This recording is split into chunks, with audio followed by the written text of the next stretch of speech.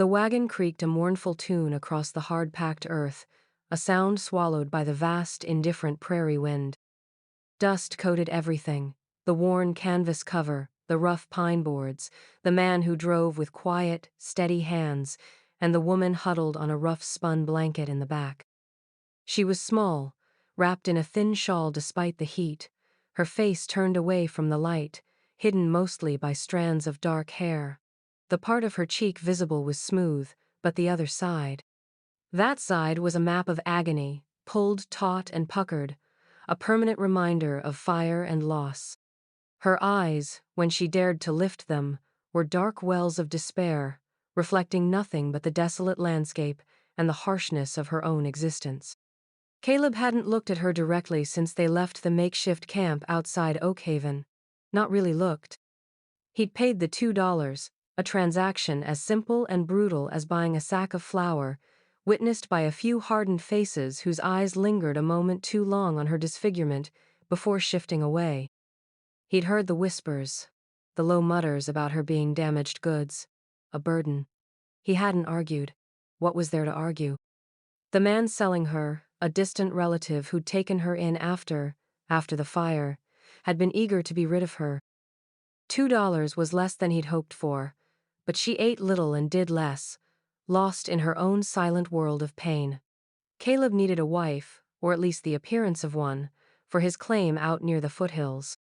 The isolation was getting to him, and the land office hinted that a man with a family might have an easier time proving up his homestead. He hadn't expected this.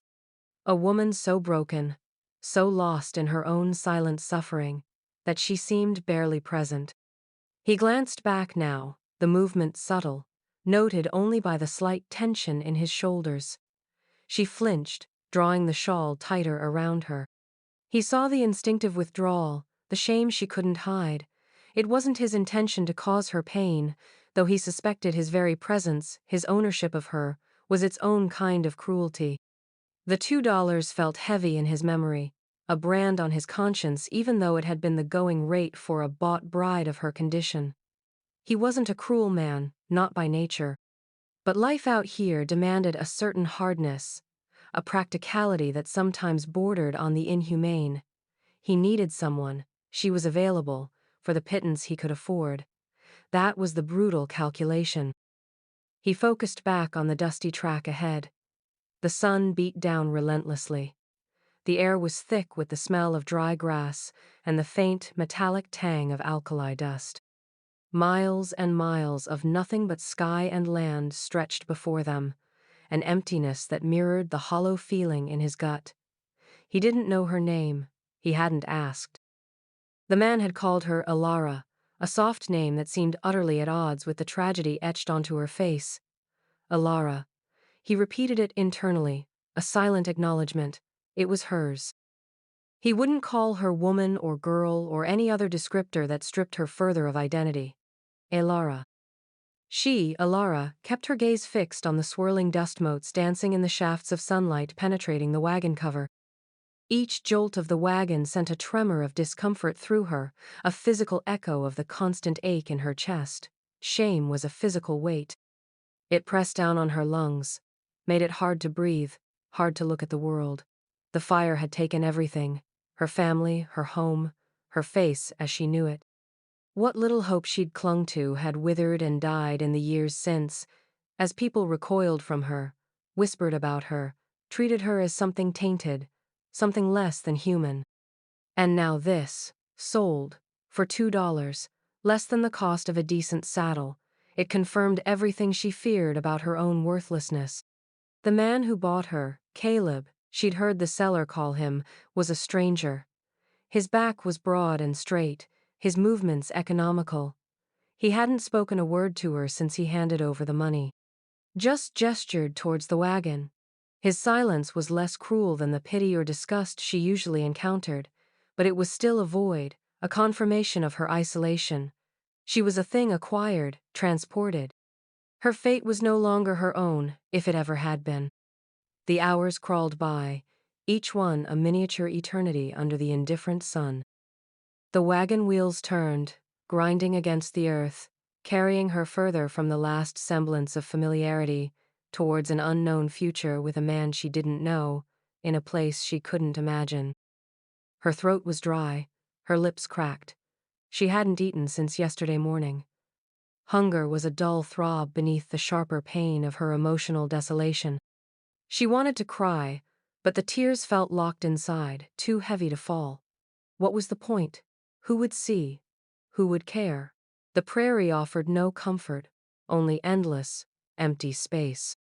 She closed her eyes, seeking refuge in the dark void behind her eyelids, praying for sleep, for oblivion, for anything that would make the world stop for a little while. The scent of dry grass, dust, and horse sweat filled her senses, a harsh perfume of the life she was now entering. She felt a profound, bone-deep weariness, the kind that felt permanent, like the scar on her face.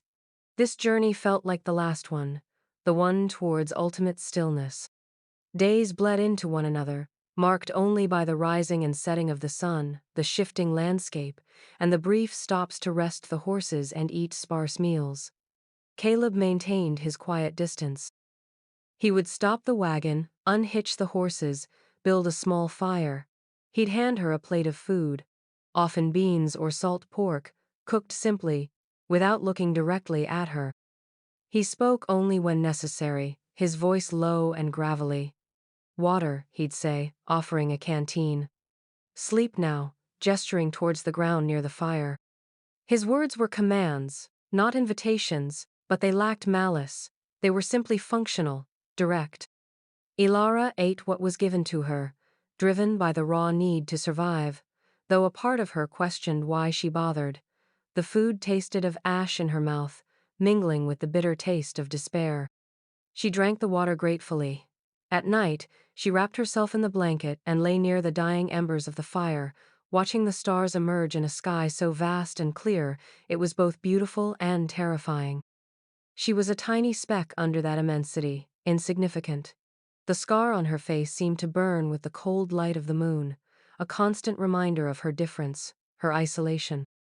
She didn't try to talk to him. What would she say? Thank you? For what? For buying her like livestock? For the silent pity she sometimes sensed lurking beneath his stoic exterior? For dragging her further into this emptiness? She had no words left, anyway.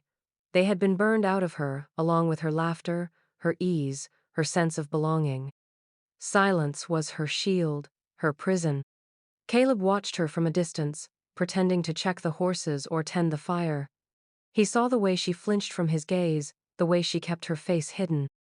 He saw the thinness of her frame, the haunted look in her eyes. The $2 felt heavier with each passing mile. It wasn't just a transaction anymore, it was a responsibility he hadn't fully grasped. He hadn't bought a servant, he'd bought a broken human being. He didn't know what to do with her.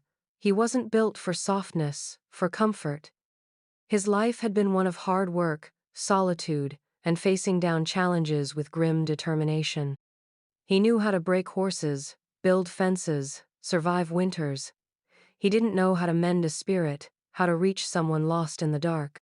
He gave her food and water, provided shelter under the wagon or a makeshift lean-to.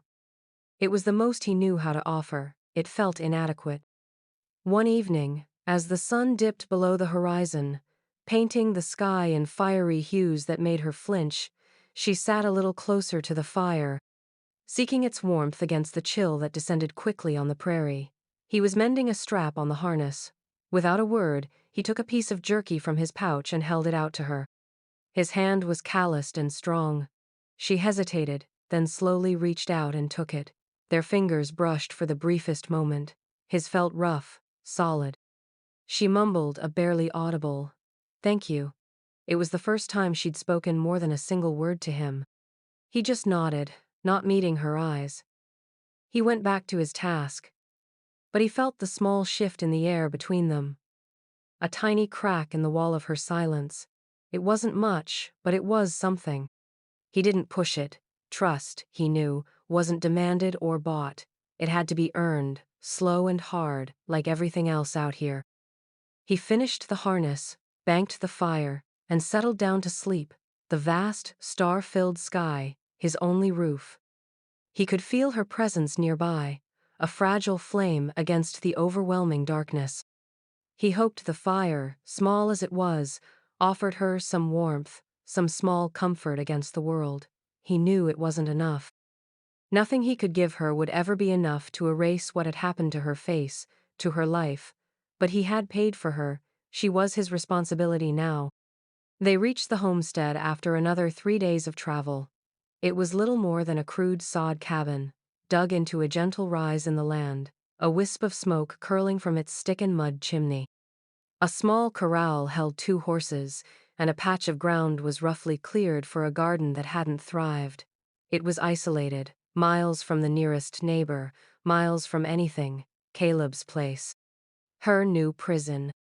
He stopped the wagon, the silence of the place pressing in on them after the constant creaking of the journey.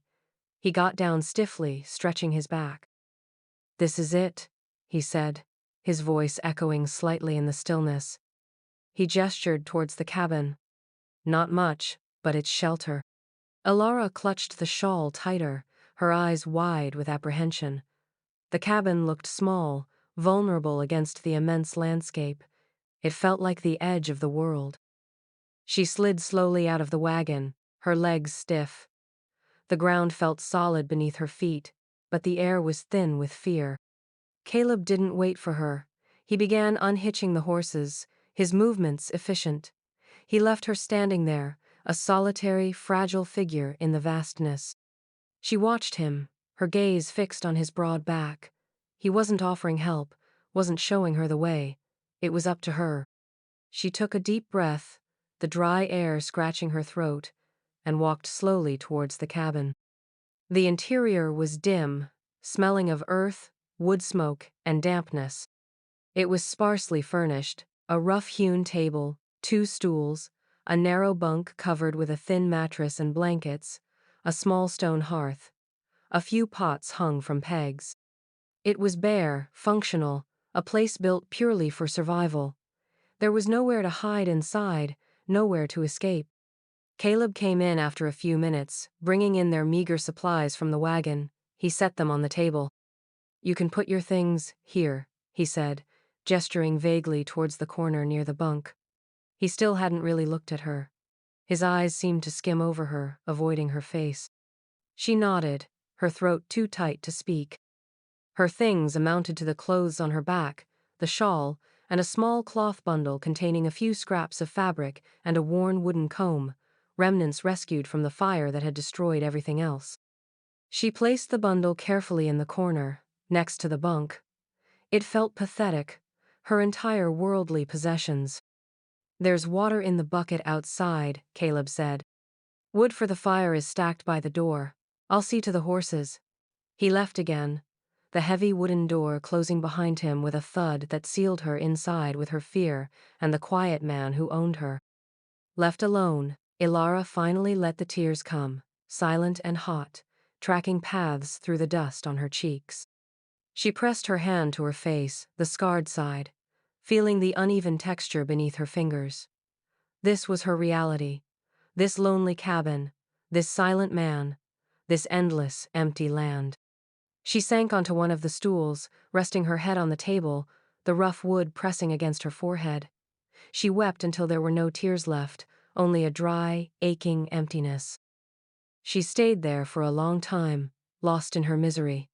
When she finally looked up, the cabin was growing darker as the sun began to set. She heard Caleb outside, the sounds of his work, the jingle of harness, the soft nicker of a horse, the thud of an axe splitting wood. Life continued outside the walls of her despair. She knew she couldn't stay like this, not if she wanted to survive. The raw instinct for self-preservation, buried deep beneath layers of trauma and grief, flickered to life. She was here. For now, this was her world. She had to find a way to exist in it. Slowly, she rose. Her muscles ached. She walked to the door and opened it, peering outside. Caleb was by the woodpile, his back to her, his movements steady and strong as he swung the axe. The sight of him, engaged in such simple, necessary work, was grounding. He wasn't a monster. He was just a man, doing what needed to be done to live in this unforgiving place. She looked around. The sun was painting the sky in hues of orange and purple, beautiful, despite the desolation. A small, crooked garden patch caught her eye. Weeds were rampant.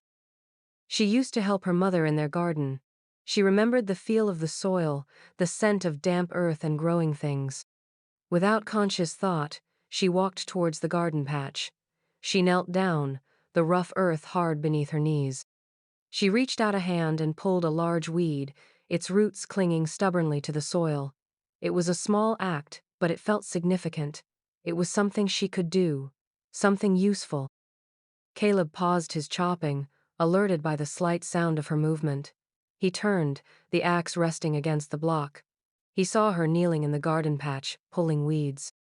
She wasn't looking at him, wasn't seeking his approval or attention, she was simply working. He watched her for a moment, the rhythmic pull and tear of the weeds, the only sound apart from the settling horses. It was the first time he had seen her initiate any action beyond the bare necessities of survival. A flicker of surprise, then something else, something akin to quiet approval, passed across his face. He didn't say anything. He just turned back to his wood chopping, the sound of the axe resuming its steady rhythm. But he felt the change in the air again, a different kind of quiet now. Not the heavy silence of despair, but the shared quiet of work, of simply existing side by side. Alara continued to weed until the light faded completely, her back aching, her fingers sore. She didn't look at Caleb, but she was acutely aware of his presence, the solid, reassuring sound of his labor. When it was too dark to see, she rose and walked back to the cabin. Caleb came in shortly after, carrying an armload of wood. He didn't comment on her work in the garden. He just set the wood down by the hearth and began building a fire. The small flames licked at the kindling, casting dancing shadows on the sod walls. The cabin felt a little less lonely with the fire burning, with the presence of another human being, even a silent one. He cooked their supper over the fire, a simple stew. They ate in silence, sitting opposite each other at the small table.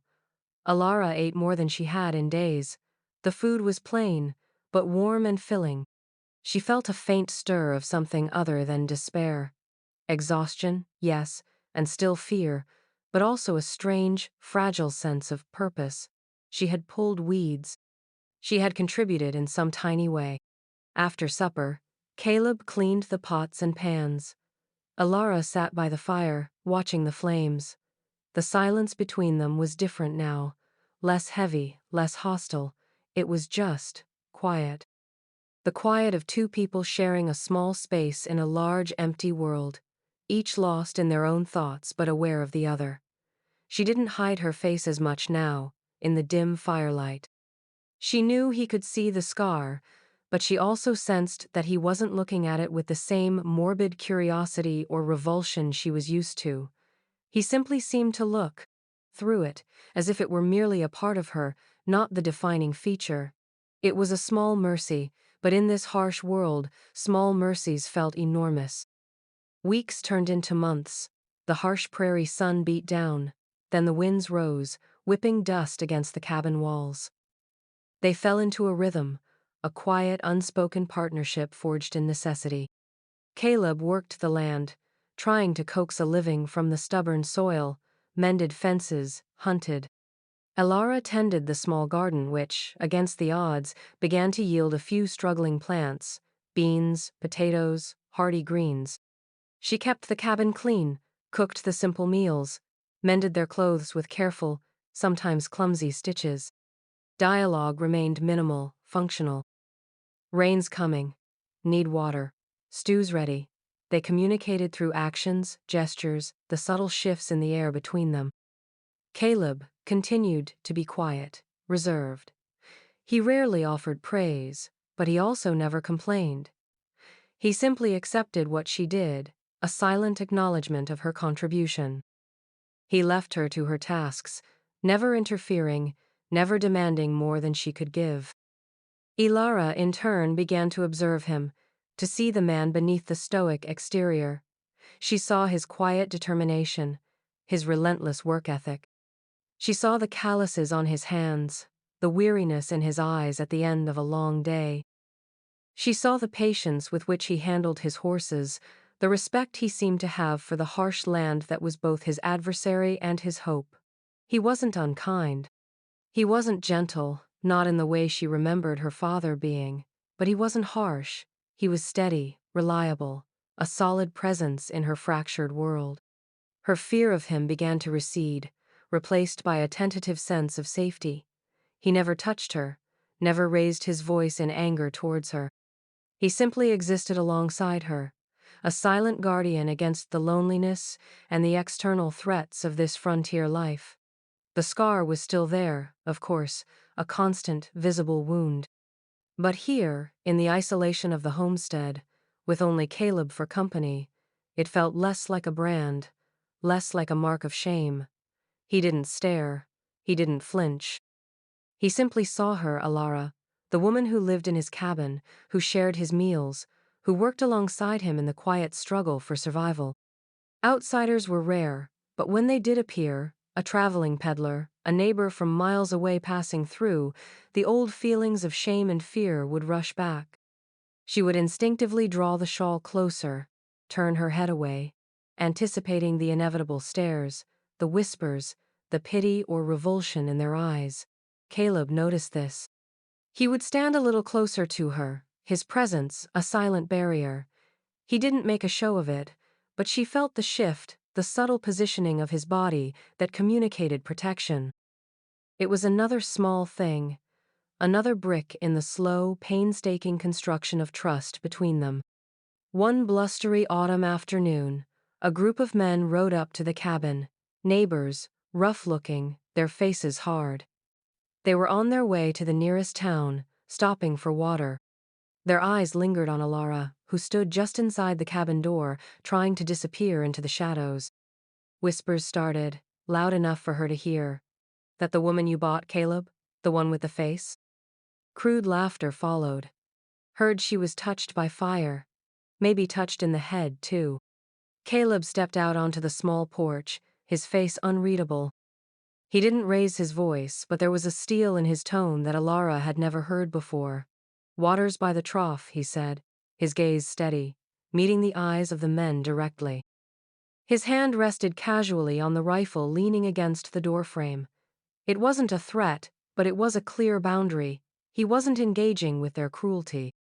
He was simply stating the facts and making it known he was prepared. The men took their water, their swagger diminished under his unwavering gaze. They left soon after, their laughter fading as they rode away. Alara remained frozen by the door, her heart pounding. When they were gone, she looked at Caleb. He was looking out at the horizon, his jaw set. He didn't say anything about what had happened, didn't offer empty reassurances. But he didn't have to. His actions had spoken volumes. He had defended her, not with words, but with his presence, his quiet strength, the unspoken threat in his posture, and the proximity of his rifle. In that moment, something shifted profoundly within Alara. The shame was still there, a constant companion, but it was joined now by a fierce, protective warmth towards this silent man who had paid $2 for her, yet treated her with more dignity than anyone else had in years. He didn't owe her anything beyond the shelter he provided, the basic necessities of survival. Yet he offered something more precious, a quiet respect, a steady presence, a refusal to let others define her or hurt her further. She walked over to him, hesitantly. She didn't touch him. She simply stood beside him, looking out at the vast, empty land that was now their shared home. "Thank you," she whispered, her voice barely audible above the wind. Caleb finally turned his head and looked at her. This time, he didn't look away. His gaze was steady, calm. He saw the raw vulnerability in her eyes, the lingering fear, but also the flicker of something new, gratitude, maybe even a tentative form of affection. He saw the scar, yes, but he also saw the woman, the resilient spirit beneath the damaged surface. He gave a slow, almost imperceptible nod, accepting her thanks without fanfare. He didn't say, "You're welcome," or, "It was nothing." He simply acknowledged her, meeting her gaze openly for the first time. In that look, Alara felt seen. Truly seen, beyond the disfigurement. It was a moment of profound connection, forged in the crucible of shared hardship and silent understanding. The $2 that had brought them together felt, for the first time, not like a price of ownership, but like the improbable cost of a beginning. Winter descended, harsh and unforgiving. Snowdrifts piled high against the cabin walls, the wind howled like a hungry wolf, and the world outside became a vast, white, dangerous expanse. They were isolated completely now, just the two of them in their small sod enclosure. The forced proximity could have bred resentment or further alienation, but instead, it seemed to deepen the unspoken bond between them. They spent long hours inside, huddled by the fire. Caleb mended tools, carved small figures from wood, read from a few worn books he kept in a wooden crate. Ilara knitted, mended clothes, sometimes sketched in a small notebook she had salvaged, filling the pages with hesitant drawings of the landscape, of birds, sometimes even capturing the quiet strength in Caleb's profile when he wasn't looking.